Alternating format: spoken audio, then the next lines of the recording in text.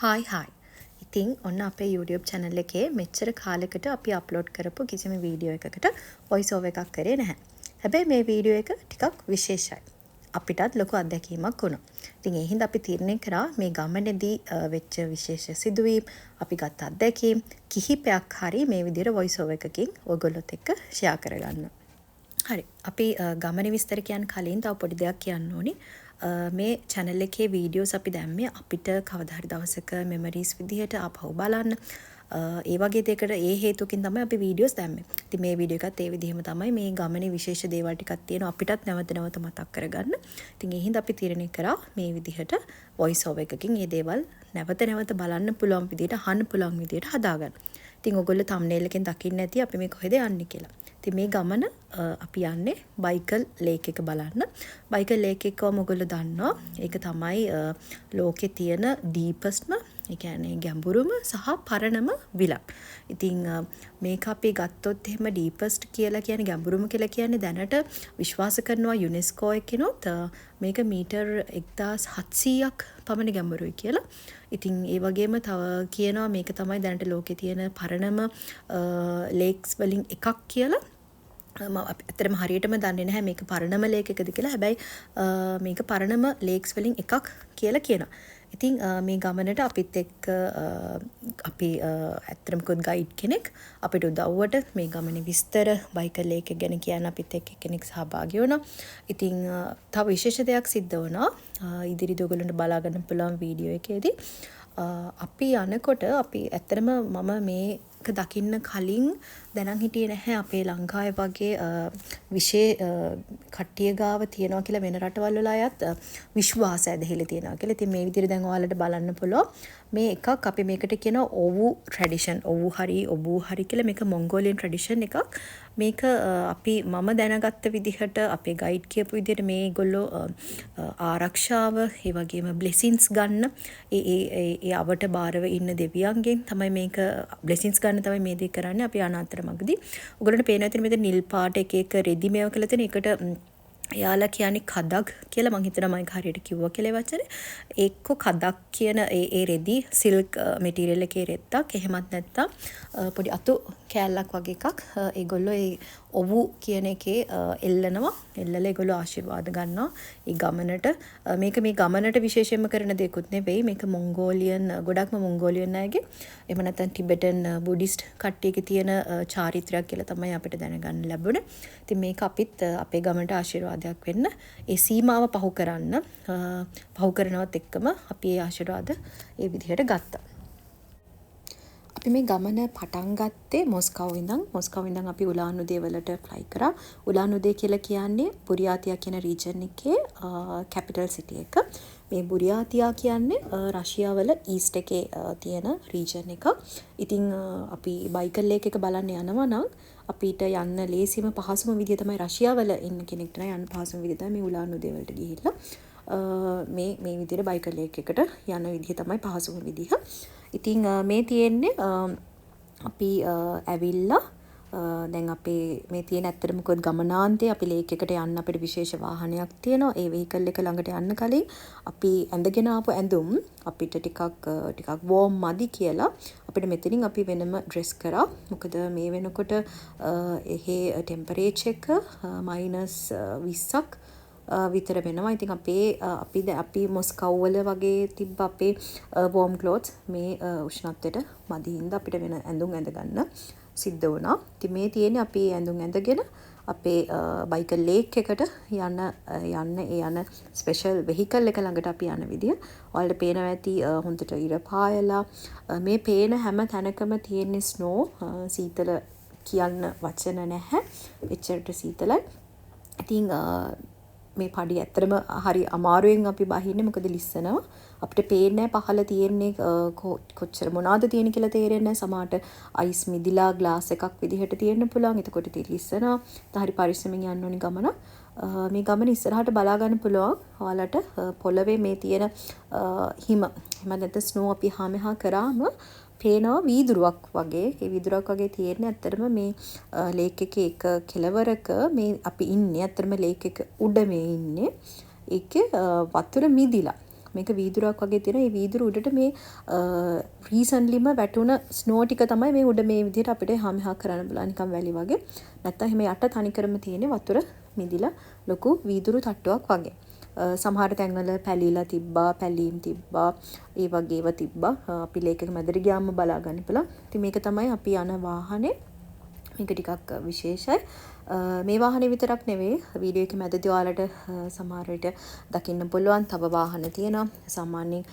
සාමාන්‍ය පාරක යන වාහන වලට උනත් මේ තියෙන උෂ්ණත්වයේදී මේ ලේක් එක මේ මිදිලා තියෙන වෙලාවේ ඒ වාහන වලට උනත් යන්න පුළුවන්. ඉතින් උනට අපි මේ අත්දැකීම ගන්න ඕන හින්දා මේ විදිහේ වාහනයක තමයි අපි මේ ගමනේ ගියේ. මෙන්න මේ විදිහට තමයි අපි වෙහිකල් එකට කට්ටිය හැමෝම ගියේ ඇතුළට ගියේ. ඉතින් මේකට මම ස්පෙෂල් වෙහිකල් එකක් කොට මේක ඇත්තටම හවර්ක්‍රාෆ්ට් එකක්. හවර්ක්‍රාෆ්ට් එකක් කියන එක ඔයගොල්ලෝ දන්නවා ඇති. ඒ කියන්නේ ඕනම මඩක හරි වෙන ලෑඩ් එකක හරි විශේෂ තැනක යන්න පුළුවන් එයා ප්‍රෙෂර් එකකින් වැඩ කරන එකක්. ඉතින් මේක අයිස් උඩ යන්න පුළුවන් හවර්ක්‍රාෆ්ට් එකක්.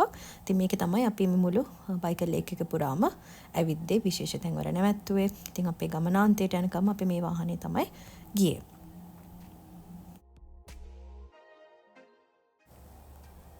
ඉතින් මෙන්න මේ විදිහට තමයි වාහනේ ඇතුළ තියෙන්නේ.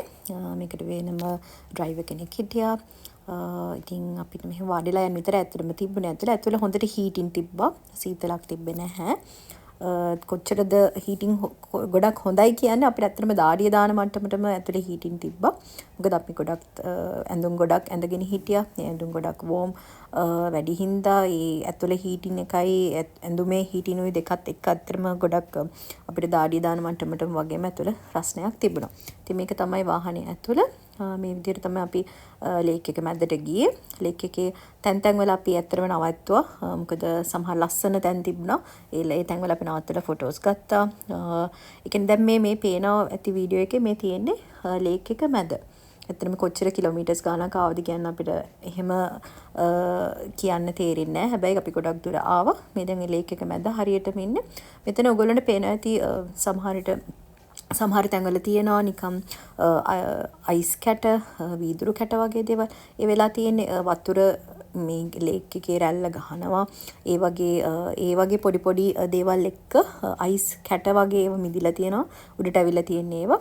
දැන් මේ පෙතන පේනවා ඇති අපි උඩ තියෙන ඒ හිම තට්ටු අයින් කරාම තනිකරම වීදුරක් වගේ ඒ යට තියෙන්නේ මේ ලේක් එකේ වතුර මේ තියෙන උෂ්ණත්වයට මේ විදිහට මිදිලා තියෙන විදිහ තමයි ඔයගොල්ලන්ට පේන්නේ. ඉතින් මෙහෙම තැන් වල මේ ගමනේ අපි එක තැනකට එනකම් මේ විදිහට තැන්ක නවත්තලා ලස්සන ෆොටෝස් අරගෙන මේ වීදුරු වගේ තියෙන ඒවා ඇත්තටම ටිකක් අල්ලනකොට පරිස්සමෙන් අල්ලන්නත් ඕනේ. සමහර ඒවාකින් අත කැපෙන්න උනත් පුළුවන්. වීදුරුවක් විදියම තමයි.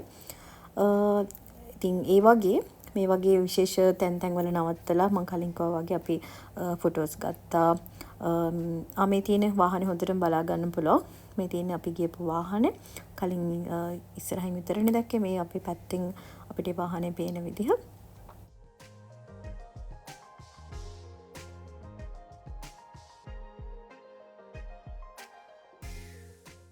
මේ හැමෝම අපිට ලොකු සහයෝගයක් දුන්න විස්තර කරා. අතරම ගොඩක් දේවල් මතක නැහැ.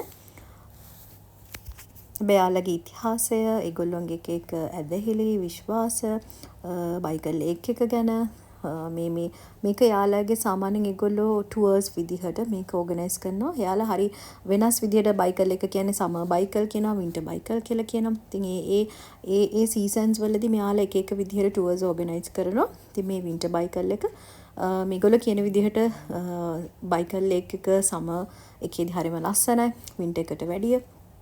ඉතින් යාළුවගේ එක එහෙ තියෙනවා කිව්වා ෆන්ක්ෂන්ස් තියෙනවා බයිකල් ලේක් එකේ.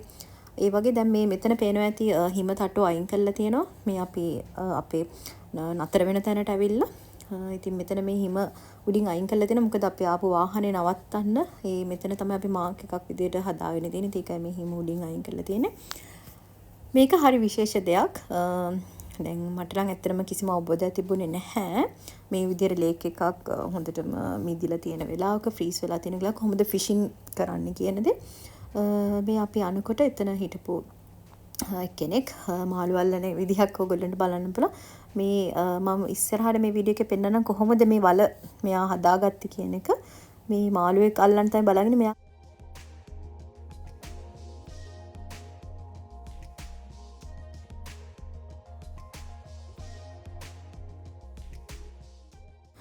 මේ තියෙන මං කිව්වා වගේ වෙන වාහනත් එන්න පුළුවන්. මේ විදිහේ වාහනත් එච්චරට මේක ලේක් එක මිදිලා තියෙන්නේ සාමාන්‍ය ගැඹුරකට. අර අතන ටෙන්ට් වගේ පේන්න තියෙන අපි එක ටෙන්ට් එකක තමයි අපි ලන්ච් ගන්න ඒගොල්ලෝ අරේන්ජ් කරලා තිබ්බේ. මෙන්න මේ විදිහට ඒ ටෙන්ට් ඇතුළේත් ඒගොල්ලෝ හීටින් හොඳට හදලා ඒ දේවල් කෑම වුණත් හරි රස්නෙට එහෙම ඒගොල්ලෝ ඒවා අපිට දෙන්න ලෑස්ති කරලා තිබ්බා. ඉතින් අපි බලමු ටෙන්ට් එකක් ඇතුළට ගිහිල්ලා මොන විදිහද කියලා.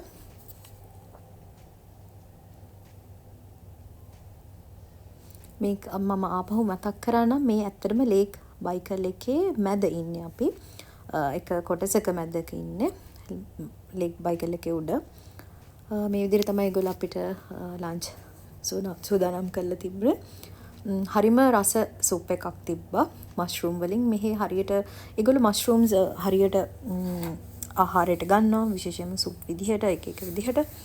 මෙතනදී මෙයා මේක විස්තර කරන අපිට ගයිඩ් විදිහට අපිත් එක්ක ගියපු ලේඩි මේක යාළගේ ලෝකල් වොඩ්කා එකක් කියලා. ඒ වගේම මේක හරිම ට්‍රැඩිෂනල් සුප් එකක් කියලාත් කියනවා. මේ මෂ්රූම් සුප් එක යාගේ අතේ තිබ්බේ ලෝකල් වොඩ්කා එකක්.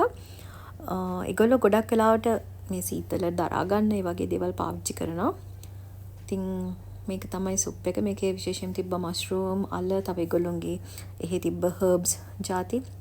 මේ තියෙන්නේ මම කිව්වා වගේ අර ෆිෂින් වලට ඒගොල්ලෝ ඒ වල හාර ගන්න විදිය. මේ වගේ මැෂින් එකකින් තමයි වල හාරන්නේ.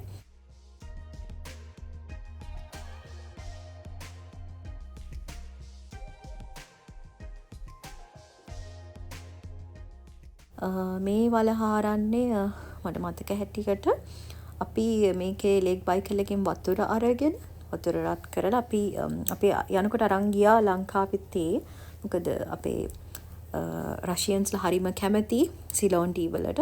අපි ගොඩක් වෙලාවට ශ්‍රී ලංකා කිව්වත් ඒගොල්ලෝ දන්නේ අපි සිලෝන් ටී කිව්වම තමයි ඒගොල්ලෝ දන්නේ සිලෝන් කියලා. ඉතින් අපි සිලෝන් ටී අරන් ගියා. ඉතින් මේ ලේක් බයිකල් එකේ වතුර අරගෙන අපි රත් කරලා අපි එතන තේ හදාගෙන බොන්න තමයි අපේ තිබ්බ ටාගට් එක. ඇත්තට මේක අපිට කරගන්න පුළුවන් වුණා. මෙතනදිත් පොඩි දෙයක් ඒගොල්ලෝ කරනවා. දැන් මේ වතුර අරගෙන අපිට බොන්න බීලා බලන්න කිව්වා. මෙතනදිත් එයාලා පළවෙනියට බොන්න කලින් කියනවා වතුර පොඩ්ඩක් එළියට විසි කරන්න. ඉතින් අපි මෙහෙම ආරක්ෂාකාර විදිහට අපිට මෙහෙම එන්න අපිට බ්ලෙසින්ස් හම්බුන හින්දා කියලා මේ විදිහට වතුර අපිට බොන්න කලින් මෙහෙම පොඩ්ඩක් එළියට විසි කරන්න කියලා. ඒක ඒගොල්ලන්ගේ එක මම හිතන්නේ රිචුවල් එකක් වෙන්න ඇති. හරිම සීතලයි වතුර. ඒක වෙන්න ඕනේ. ඉතින් ඒ වගේ උෂ්ණත්වයක මෙහෙම වතුර සීතල වෙන්න ඕනේ. ඉතින් මේ විදිහට අපි කෙටල් එකට වතුර දාලා අපි තේ හදලා සිලෝන් ටී අර අපේ ලේබල් එකත් එක්ක ලයන් ලෝගෝ එකත් එක්ක අපි තේ හදලා බිව්වා. තව අපි තව වලක් මේව කළා අපි එතන අපි බැලුවා මාළු අල්ලන්න පුළුවන් කියලා. ඇත්තටම අපි නෙවෙයි මාළු ඇල්ලුවේ. ඒගොල්ලෝ එතන ඉන්න කට්ටිය තමයි ෆිෂින් කරේ.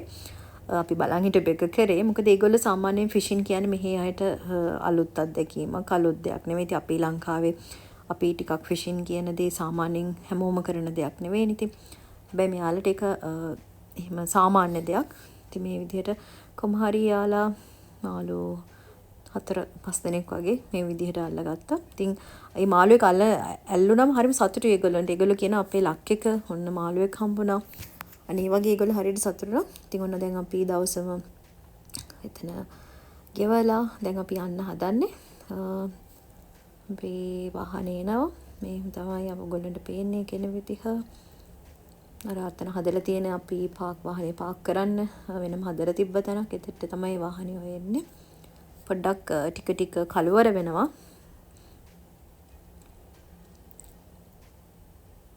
මේ තියෙන හවස් වරුවට බයිකල් එක. ඉතින් මේක තමයි අපේ බයිකල් ගමන.